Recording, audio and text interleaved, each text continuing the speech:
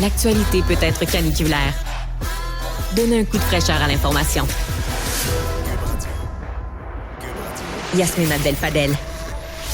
Alexandre Moranville-Ouellette, très heureuse de te retrouver parce que l'univers complotiste est en pleine ébullition. Hein? Ça s'arrête pas. Il n'y en a pas de congé pour les complotistes. Ben, il n'y en a jamais de congé. Surtout pour l'espèce d'omni-théorie du complot qui est devenu QAnon. Ce mouvement qui regroupe des théories complotistes d'à peu près tous les acabits de partout, mais qui tient une thèse centrale qui est toujours la même. Celle pour laquelle Donald Trump est une espèce de messie, une figure jésuesque qui va redevenir président maintenant un jour, déclarer l'état martial aux États-Unis, arrêter tous les ennemis de la nation, tous les méchants, tous les pédosatanistes, toutes les élites d'Hollywood méchantes qui font supposément un trafic d'enfants international, mettre tout ce monde-là en prison et grâce à cette dictature militaire, faire des États-Unis un paradis sur Terre. C'est-tu pas beau tout ça? Mais y a-tu quelqu'un qui leur a demandé pourquoi il a pas fait tout ça dans son premier mandat? Mais là, c'est là que ça devient génial. C'est quand tu as une théorie complotiste qu'on va qualifier, puis il y a toutes sortes de types de théories complotistes. QAnon, c'est un animal spécial parce que c'est beaucoup de théories regroupées ensemble, mais à la base, c'est ce qu'on appelle en anglais un doomsday cult. C'est un culte de l'apocalypse. Ni plus ni moins, Yasmine. Parce que c'est comme un événement apocalyptique, avec un messie, avec un grand retour, avec une purge. Tu sais, c'est ça, là. C'est presque mot pour mot ce que tu prends dans la Bible quand tu prends The Rapture, tu sais, le jour promis, le jugement dernier. Oui, mais il y a besoin de combien de mandats pour pouvoir faire ce job-là? Au début, Je compare ça aux, tu sais, les publicités de, tu sais, les voyants, là, puis ésotériques, puis tu vas devenir riche si tu me donnes 200 pièces puis je vais te donner une poudre à boire avec ton coke, là. Oui.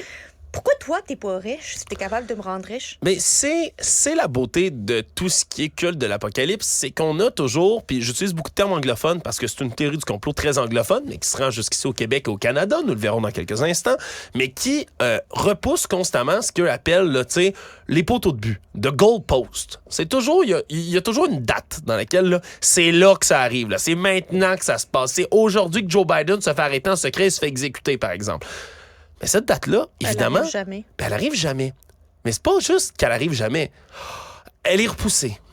Il y a toujours un événement, un quelque chose qui va permettre à ces gens-là d'avoir une date ultérieure. Parce que si ça arrivait demain matin, là, pour les gens qui profitent de cette théorie-là, et il y a des gens qui profitent de cette théorie-là, autant monétairement que d'influence, que toutes sortes de ce que tu veux, mais ces gens-là, eux, ils veulent que ça continue. Hein? Puis comme pour tout bon culte de l'apocalypse, l'apocalypse n'arrive jamais. Elle est seulement repoussée, puis repoussée, puis repoussée, puis repoussée. Ce qui fait que, dans l'actualité, le moindrement, t'as un petit détail anodin qui peut sembler banal pour qui que ce soit, devient le signe divin que ces gens-là attendaient que ça s'en vient. Ce qui fait que cette semaine, ça a brassé pas mal dans le monde de QAnon.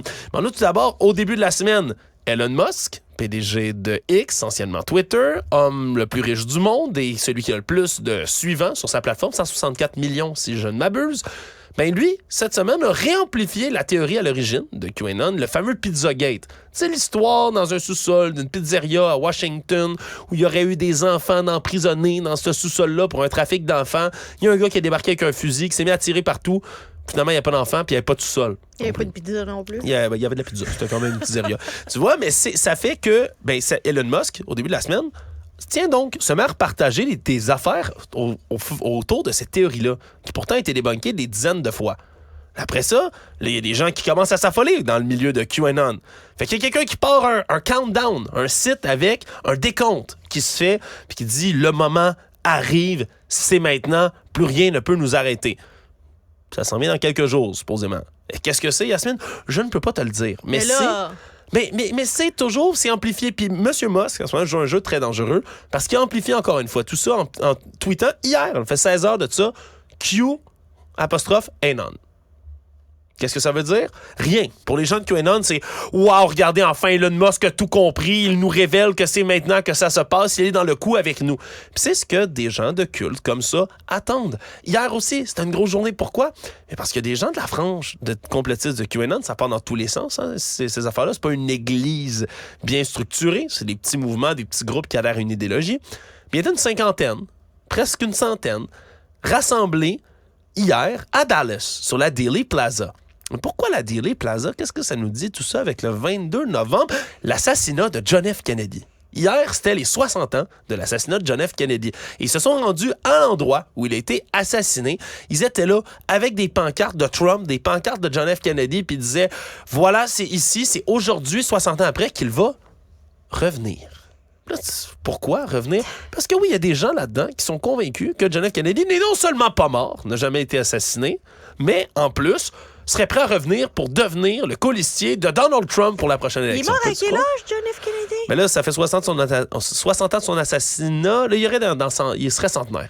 Il serait centenaire, mais lui, il attend tout ce temps-là. Ça fait 60 ans qu'il est caché. Caché. Hey, la plus grosse partie de cache-cache au monde, toi, ça s'est joué à Dallas. Ça s'est joué à Dallas, puis ça se poursuivrait jusqu'à aujourd'hui. Mais c'est ce que des gens dans ces théories-là croient. Puis là, ça peut sembler, encore une fois, on s'amuse toujours. On parle de théorie complotiste, ça peut sembler drôle. Le problème, c'est que même si c'est rigolo, puis ça sonne rigolo, il y a des gens pour vrai qui croient ça. Puis qui sont embarqués dans des mouvances qui sont beaucoup plus proches d'une secte maintenant que d'une théorie du complot. Là. La ligne est très mince entre les deux, mais là, ça crée des mouvements rassemblés autour de cette idéologie-là qui, eux, piègent des pauvres personnes, des gens qui ont des difficultés, qui ont des facultés mentales affaiblies, parfois même des diagnostics de santé mentale, de troubles de santé mentale.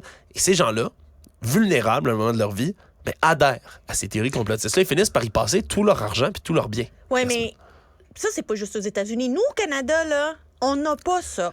Oh! Nous, au Canada, on n'en a pas de complotistes. On n'en a pas d'hurluberlus. On n'en a pas de farfelus. Nous, on a une reine. Dis ça, effectivement, là, nous, on n'en a pas des farfelus, aux gens qui sont dans la ville de Richmond, une toute petite bourgade rurale en Saskatchewan, qui, depuis le mois de septembre, sont aux prises avec une visite royale, mais une visite royale indésirable. Comme tu l'as dit, la fausse reine du Canada. C'est pas la première fois que je parle... la fausse? Oh, j'écoute, qui suis-je comme ça, sceptique? Je dis la fausse reine du Canada. Maintenant que la reine Elisabeth est morte, en fait, je peux dire la reine du Canada, parce que là, il n'y en a qu'une seule maintenant. Hein? Romana Didulo, une femme d'un âge inconnu, qui est une immigrante des Philippines, qui est au pays depuis des décennies, puis qui a commencé lorsque QAnon pris de l'expansion sur le web, est devenue une des grandes influenceuses au Canada de ce mouvement-là, et disait, regardez, moi, je suis la véritable reine du Canada. C'est moi qui pilote le pays dans l'ombre, puis il y a des gens qui essaient d'usurper mon pouvoir. Suivez-moi et on va rendre la grandeur à notre pays. Puis elle promet des choses fantastiques, Yasmine, parce qu'elle applique aussi des principes. Je sais, il faut me suivre, on s'en va dans beaucoup de théories complotistes différentes. Elle fait partie aussi des mouvements de citoyens souverains. Pour elle, puis pour ses suivants, les lois du pays, ils ne s'appliquent pas. Non, eux sont la reine. C'est la reine du Royaume du Canada. Les gens dans le pays du Canada n'ont pas d'autorité sur le Royaume du Canada. Malgré tout ce qu'elle prétend être, Paul Saint-Pierre Plamondon serait tout de même contre elle. Oui, ça c'est absolument certain. Hein, c'est absolument certain. Puis à Richmond, dans le fond, depuis au-dessus d'un mois, dans une école abandonnée de la petite municipalité, Romana Didulo, après 2 ans de tournée au travers de son royaume, elle a un RV, un véhicule motorisé récréatif, là, une roulotte, dans le fond, dans lequel elle se promène depuis 2 ans au travers du pays. Roulotte qui a été payée de la poche de ses suivants. Hein, parce qu'elle a des suivants. Elle a des sujets. Des centaines. C'est pas une blague. Il y a des centaines de personnes au travers du pays qui suivent cette femme-là, qui, religieusement, qui croient que c'est elle, la reine du Canada, et qui... Là, je sais que ça détourne sur un autre sujet, j'ouvre une autre boîte de Pandore, mais il y a des gens qui croient que c'est un être extraterrestre venu du lointain. Hein? Là, on commence à le sentir, l'influence sectaire autour de tout ça. Et elle fait le tour du pays pour voir dans toutes sortes d'endroits comment ça se passe, comment vont ces sujets, depuis 2 ans, sans jamais s'arrêter, sauf depuis le mois de septembre dernier. Endroit où elle s'est arrêtée, à Richmond, un de ses suivants, lui, a acheté une école abandonnée dans la ville. Lui voulait faire pousser sur cet endroit-là des cultures de cannabis, puis il a dit, à la place, je vous donne, ma souveraine, cette école pour domaine. Et eux ont érigé là, sur le terrain de l'école un drapeau, leur drapeau du Royaume du Canada.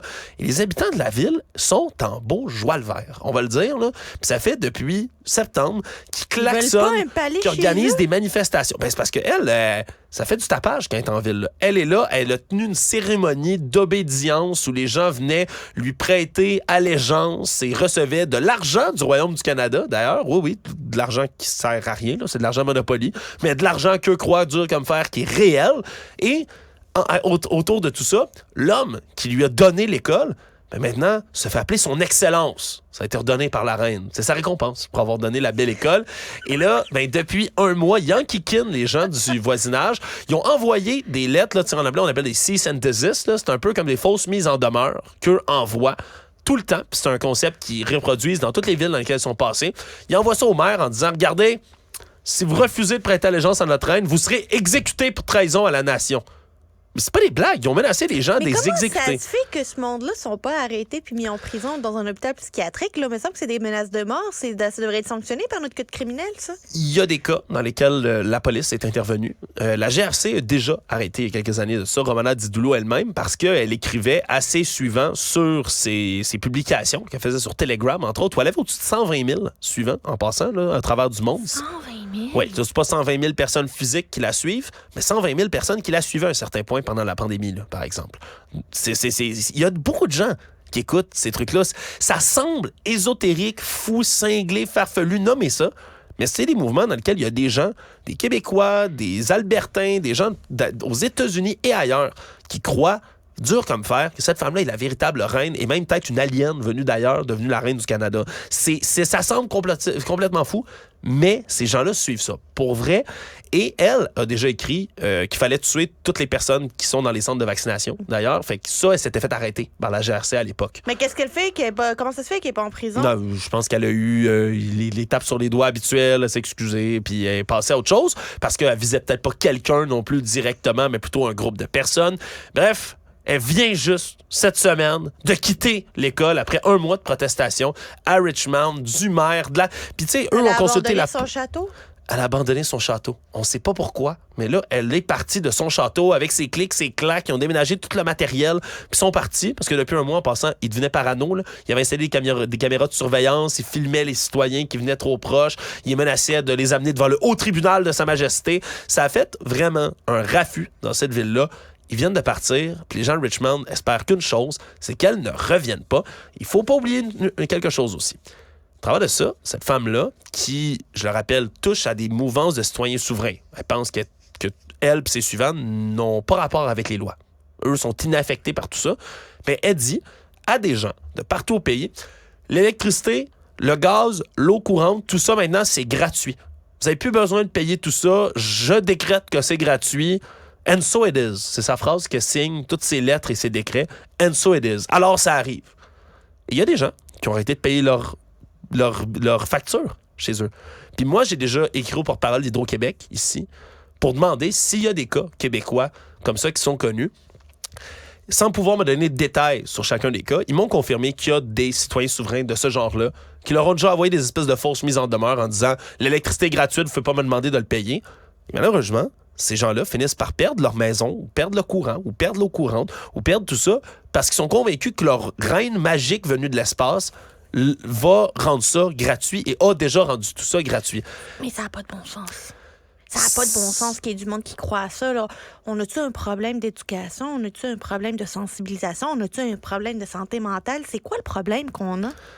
Ben, c'est comme pour toutes les sectes au monde, ou presque, Yasmine. On se demande toujours après coup, mais qu'est-ce qui est arrivé? Hein? Comment ça se fait que les gens ont pu croire ça? Puis, tu sais, Raël, là, c'est farfelu, ce qu'il disait aussi au Québec. Pourtant, il y a eu des gens qui l'ont suivi. C'est la même chose avec toutes sortes de gourous, de sectes. Puis, Romana Didulo, peu importe comment elle se présente, puis même si elle est affiliée à cette grande mouvance QAnon, mais c'est une énorme secte, c'est un énorme complot, c'est une croyance farfelue, mais qui rassure les gens, Yasmine. Parce que ça explique, ça donne des explications simples à un monde tellement compliqué. Il y a des méchants, toi, tu fais partie des gentils, puis c'est comme si tu vivais dans ton monde à part, rassurant, dans lequel t'es important. Toi, t'es le suivant, t'es un proche, un sujet de Sa Majesté, la reine, et toutes les personnes dans le reste du pays ont tort, puis tu vas bientôt leur prouver. T'es investi d'une mission, t'as quelque chose à faire dans la vie. C'est triste, mais c'est comme ça que ces sectes-là finissent par aller rejoindre des gens. Et quand t'as des personnes comme Elon Musk, l'homme le plus riche de la planète, je le répète, qui publie, qui embarque, retransmet, amplifie ces théories complotistes-là là, à sa guise sur son réseau social, c'est inquiétant. Parce que ça crédibilise, ça donne de la crédibilité à quelque chose qui est cinglé. Parce que là, toi et moi, on dit « Ah, QAnon, c'est complètement fou. » Puis là, quand il y a du monde là-dedans qui dit « Regardez, l'homme le plus riche du monde embarque puis nous valide. » t'es validé. Tu te dis que ça, finalement, ça a peut-être beaucoup de sens. C'est que tu vas continuer à suivre dans un RV cette fausse reine philippine du Canada qui vient de l'espace. Alexandre Moranville-Ouellette, partez en paix. Je suis avec vous. On salue la reine, puisse-t-elle vivre éternellement. Cet épisode est maintenant disponible en balado et vidéo sur la plateforme Cube, via l'application ou le site cuberadio.ca.